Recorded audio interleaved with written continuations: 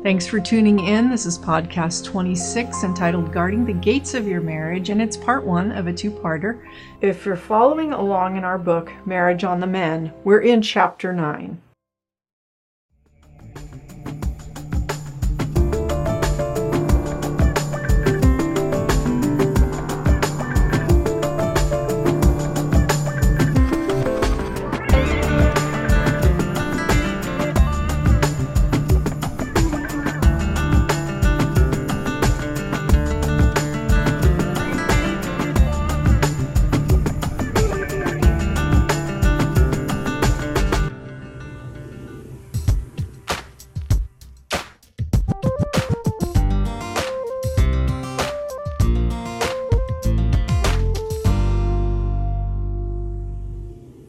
Quiet on the set.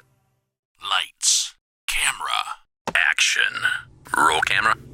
Well, in a previous podcast, we've talked about our amazing trip to Israel in 2006. It was life-changing for us, not only because we walked around the ruins and learned how to truly appreciate God's Word and so many different things, but in Jerusalem, walking around the gates of Jerusalem was just amazing, because we realized through research, seeing it for ourselves, and then through the research with Marriage on the Mend, that each of the gates had a purpose around the city, around protecting the city. And we can transfer that to marriage, that each of the gates have a symbolic purpose in marriage. And a lot of times if an enemy's going to attack, they're going to go for the gates because the gates are most vulnerable. But if you can really think in terms of surrounding your marriage, all those points, using the symbolism we're going to share with you, it can have a tremendous impact in really fortifying and strengthening your marriage relationship. That's right.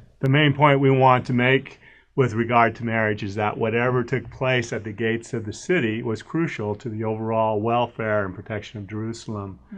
The gates of Jerusalem had been burnt and destroyed because Israel's enemies knew that if they could conquer the gates, they could conquer the entire city. And that's what happened several times. The same thing can be said for the enemies who come against your relationship, your marriage. They're looking for these points of entry. And I'm going to tell you what, if you let your guard down and you don't take care of those gates, they will find entry, and they will find a way to change your thinking and your thoughts and persuade you, like Satan did in the Garden of Eden to Eve. That's right. Yeah. And actually, the names of the gates have changed through time and history, and the walls, because they were destroyed and then rebuilt. We're focusing on what the gates are called at the time, the names of them at the time of Nehemiah. And what we actually want you to do is, there's a diagram in our book in chapter 9. And it shows the symbolism for each of the 10 gates of Jerusalem and what it meant to the protection of the city. And we want you to actually take a blank piece of paper, draw that exact same diagram. You're going to need it for our next podcast, the second part in this two-parter. So what we want to do is, I'm not much of an artist. My wife has those talents. That's why he's laughing. Yeah, that's why I was smiling too. I said when you said draw it. So one of the two of you can probably do a pretty good job of drawing this diagram out.